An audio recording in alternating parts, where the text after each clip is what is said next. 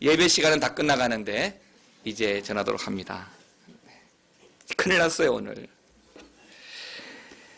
자, 여러분들이 아실는지 모르겠지만 지선아 사랑해라는 책이 있습니다. 그 저자가 이지선 자매고요. 이 이지선 자매는 지금도 왕성하게 자기가 경험했던 하나님의 은혜를 간증하면서 다니고 있습니다. 2007년 갑작스럽게 불의의 교통사고를 당합니다. 그로 인해서 얼굴에서부터 다리 끝까지 온몸에 55% 이상의 3도 화상을 입게 됩니다. 화상사고는요, 그 고통도 굉장하지만 사실은 그 고통보다도 화상으로 말미암아 이그러진 얼굴, 피부로 인해서 주어지는 2차 고통, 스트레스, 그러한 고통은 이루 말할 수 없을 정도입니다.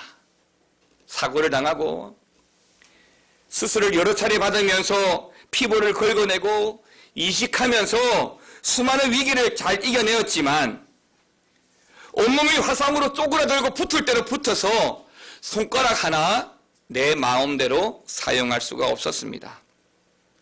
처음에는 이 이지선 자매도 다른 화상을 입은 사람처럼 또는 다른 병원에 누워있는 사람처럼 자신을 원망하고 시간을 원망하고 또 그 사건을 원망하고 사람도 원망하고 심지어 하나님도 원망하고 그로 인해서 자살에 대한 생각도 여러 번 했었지만 그저 살아만 달라고 기도했던 그 가족들의 기도로 인해 그 병상에서 하나님을 다시 만나고 더 많은 감사를 발견하게 되었다라고 말합니다.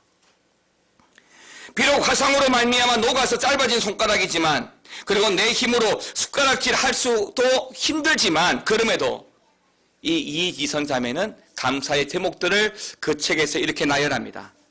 내 힘으로 숟가락을 들어서 밥 먹을 수 있다는 게 감사하고 이 엄지손가락으로 환자복의 단추를 채울 수 있는 것도 감사하고 계단을 오르고 내리고 문고리를 내 손으로 잡아서 문을 열 수 있다는 게 지금도 너무나도 감사하다고 말합니다. 우리에게는 너무도 쉽고 너무 당연하게 여기고 있는 것들이 이지선 자매에게는 하나하나가 정말 힘들고 어려운 것들이지만 그럼에도 이 모든 것들이 다 감사한 것들이었다라는 것입니다. 그렇습니다. 감사하는 마음으로 살고 지극히 작은 것, 그 하나하나의 모든 사물에게까지 감사하는 그 성숙함이 오늘 믿음으로 살아가는 성도란 이름을 가지고 살아가는 우리에게도 반드시 있어야 할 줄 믿습니다. 탈무드에 보면 세상에서 가장 지혜로운 사람은 끊임없이 배우는 사람이고 세상에서 가장 행복한 사람은 끊임없이 감사하는 사람이다 라고 했습니다.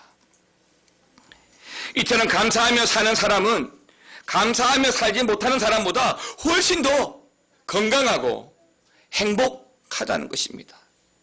예를 들어 한번 볼까요? 우리의 몸이 그래요.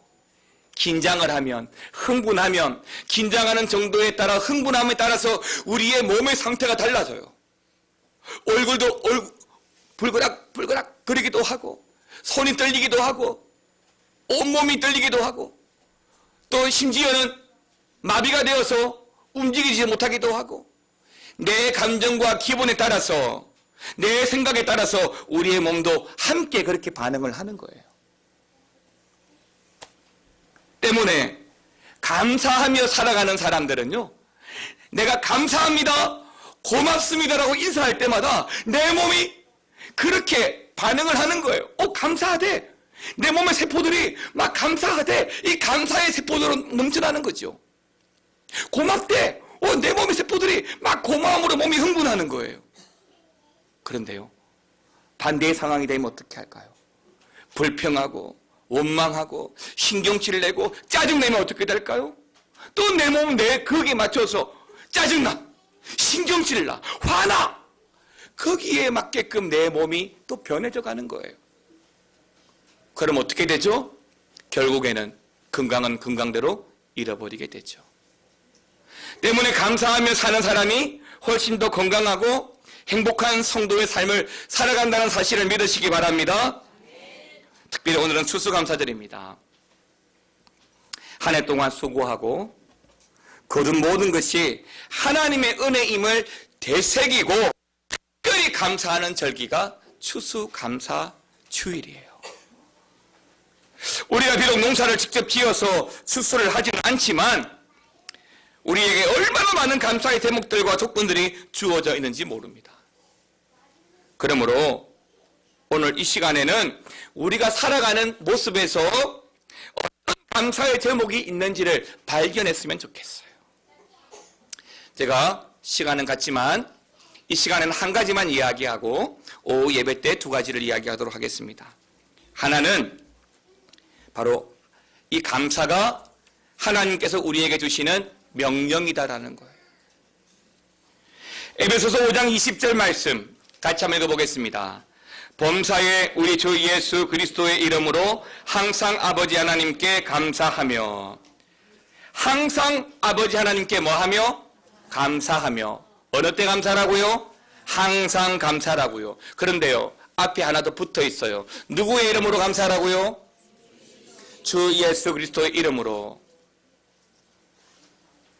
믿으시기 바랍니다.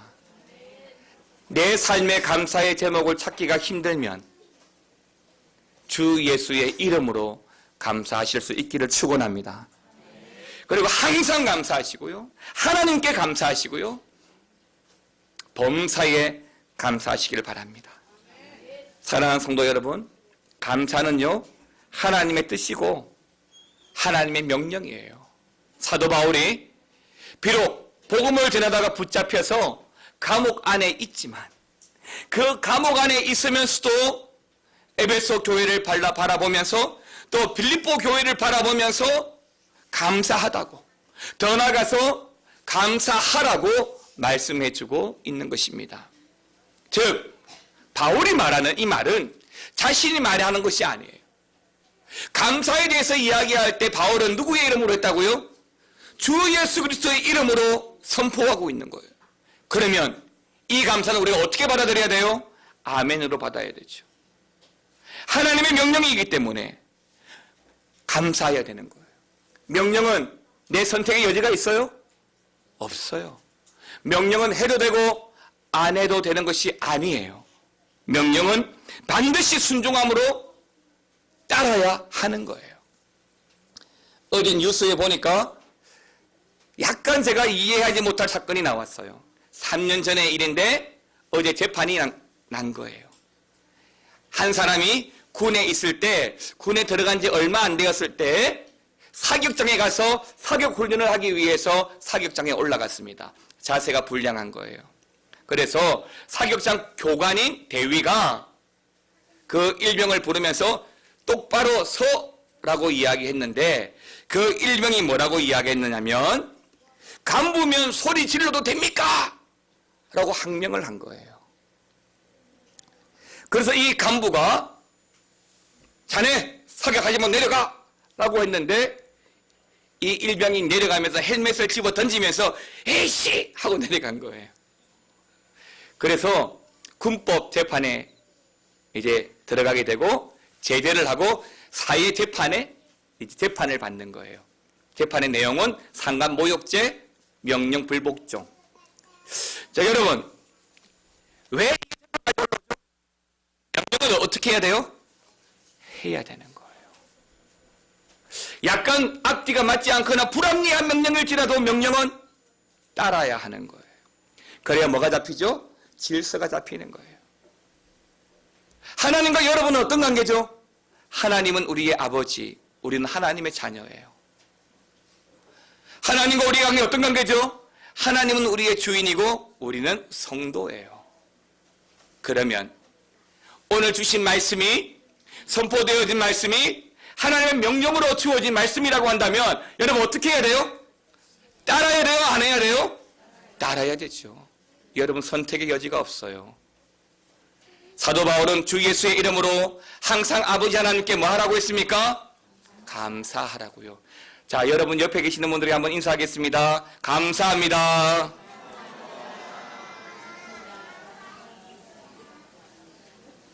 때문에 바울이 말하는 이 감사, 항상 감사해야 돼, 범사에 감사해야 돼 라고 하는 타이틀은 여러분 11월 달에 읽으시라고 권장도서인 평생 감사의 주제가 되는 거예요. 평생 감사하고 살아라는 이야기입니다. 사랑하는 성도 여러분, 우리 감사의 눈을 뜨면요, 감사의 조건들이 먼데 있지 않고 우리 주위에 가까이 있다는 것을 알게 돼요. 아까 이지선 자매처럼 옷을 입고 단추를 매는 게 뭐 감사한 일이에요? 밥을 먹는데 숟가락 드는 게 뭐 감사한 일이죠? 심지어 죄송해요, 화장실 가서 용변 보는 게 뭐 감사한 일이죠?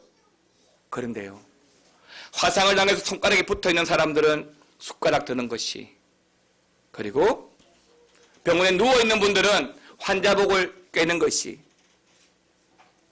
대장수술 받으신 분이 화장실 가서 앉아있는 것이 얼마나 감사한지를 알게 될 거예요.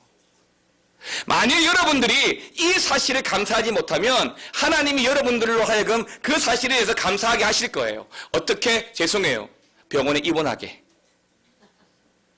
그렇게 해서 감사를 기억하시는 것이 좋겠어요? 오늘 바울이 말하는 것처럼 범사에 항상 감사하시는 것이 좋겠어요. 그렇죠? 범사에 항상 감사하시길 축원합니다. 우리에게 따스한 가정이 있고요,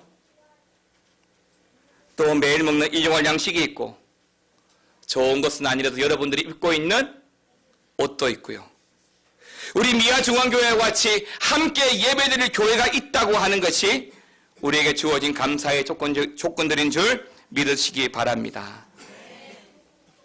우리에게는 일상이지만은 이지선 자매처럼 걷고 말하고 내 몸을 내가 원하는 대로 사용할 수 있다는 것도 정말 감사한 일이 아니에요? 얼마 전에 우리 1년 전도에 야유회 갔다 왔어요. 어르신들이죠. 30년 전에는 우리 교회를 부흥시키는데 주도적으로 역할을 하셨던 분들이에요. 근데 같이 모시고 가니까 차를 타실 때도 내리실 때도 제가 부축해드리지 않으면 힘들어요.